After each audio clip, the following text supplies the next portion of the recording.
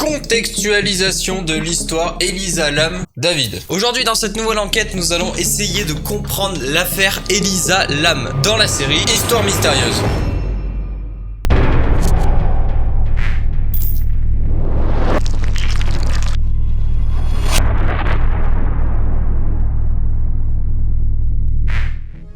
Tout d'abord, qui est-elle? Elisa Lam, en fait, c'est une jeune Canadienne d'origine hongkongaise, âgée de seulement 21 ans et c'est une étudiante de l'université de Colombie-Britannique à Vancouver. Elle part aux États-Unis pour faire ses études, mais elle reste en lien permanent avec ses parents qui, eux, restent en Colombie-Britannique. Sur son Tumblr, réseau social, merci, elle dit qu'elle a prévu de s'arrêter à San Diego, Los Angeles, Santa Cruz, San Francisco et peut-être San Luis Obispo. Et pas confondre avec Pascal Obispo. Allez, à plus. Il faut savoir qu'elle voyage seule, une jeune femme plutôt indépendante et surtout en train et en bus intercité. Elle arrive donc à Los Angeles le 26 janvier. 2 jours plus tard, elle s'enregistre au Cecil Hotel qui se situe près du quartier d'affaires de Downtown Los Angeles. Mais le 31 janvier 2013, où elle était censée quitter l'hôtel Cecil, ses parents n'eurent plus de nouvelles d'elle.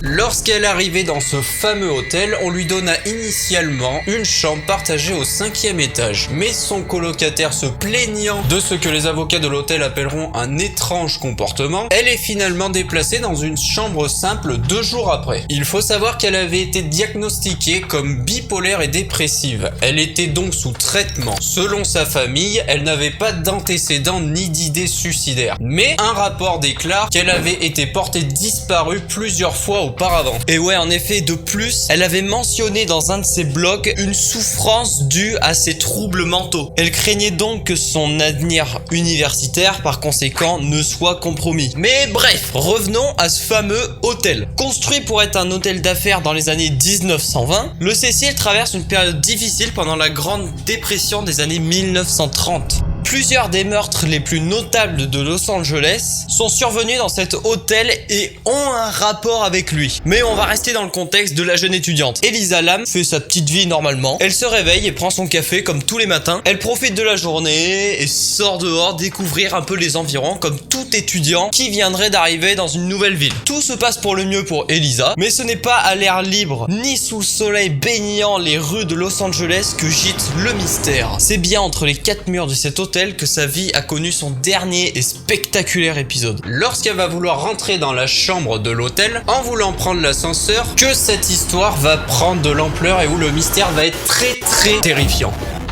C'est dans une vidéo d'environ 4 minutes où l'on voit Elisa rentrer dans l'ascenseur du Cecil Hotel. Donc comme vous pouvez le voir sur la vidéo, l'heure est imprécise car le minuteur qui figure sur la partie inférieure de la vidéo est illisible. Mais les preuves sont bien là. Elle va donc appuyer sur un bouton avant de s'immobiliser, mais la cabine ne bouge pas. Elle va donc se blottir contre la paroi de l'ascenseur de façon à pas être repérée depuis le couloir. Un peu bizarre, chelou quoi. Elle passe pourtant une tête dans le corridor de l'hôtel, le couloir en gros, en balayant le regard de gauche à droite assez furtivement. Elle va se sentir de toute évidence traquée par quelque chose dont on ne connaîtra jamais vraiment l'identité. Elle finit donc par regagner la sécurité de l'ascenseur où elle appuie cette fois frénétiquement sur les différents boutons, mais à nouveau rien ne se passe. Elle va sortir donc une nouvelle fois et cette fois-ci la scène va prendre une tonalité presque irréelle. Elle va jouer curieusement des bras, retourner ses mains, faire semblant de parler et se courber devant un interlocuteur qui n'existe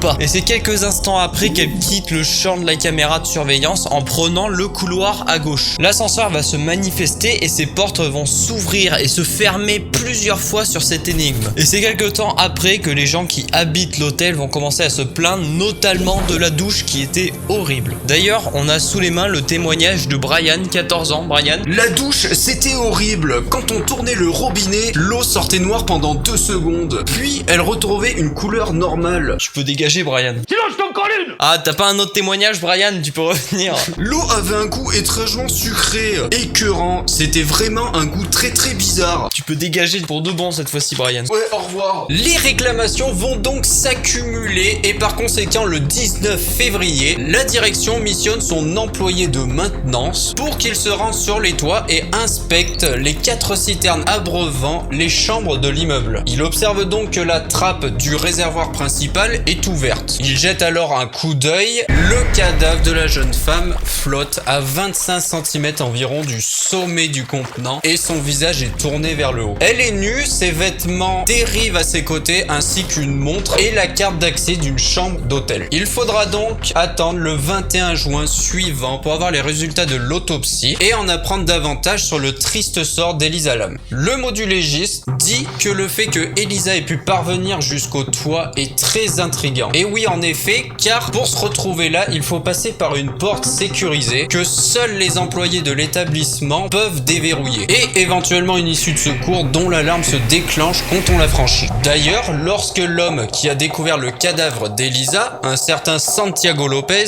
il a dû désactiver l'alarme quand il a franchi la porte. Comment Elisa Lam, ou plutôt son corps, a pu parvenir jusqu'ici sans déclencher la moindre alarme et sans que personne ne s'en rende compte? Les rapports de plusieurs légistes vont être donnés, mais aucun ne prouvera comment Elisa Lam a pu atterrir ici et mourir de cette façon. Il a été dit, ni les investigations, ni l'autopsie non identifiée d'un crime ou d'un suicide. Au bout du compte, il s'agit juste de l'histoire tragique d'une mort accidentelle. Et il faut prendre des spéculations autour de cette affaire justement pour ce qu'elles sont, des spéculations. Aujourd'hui, la victime repose non loin de sa légende sans doute impénétrable à jamais, veillée par la mémoire familiale. Quant à l'hôtel, il a changé de nom depuis plusieurs années maintenant et loue dorénavant ses chambres en tant que Stay on Main, bro. Oh yeah, bro! Peut-être ça, mon chacal. Cet hôtel, qui en avait pourtant vu d'autres, a préféré faire peau neuve cette fois. Tout neuf, quoi, le truc.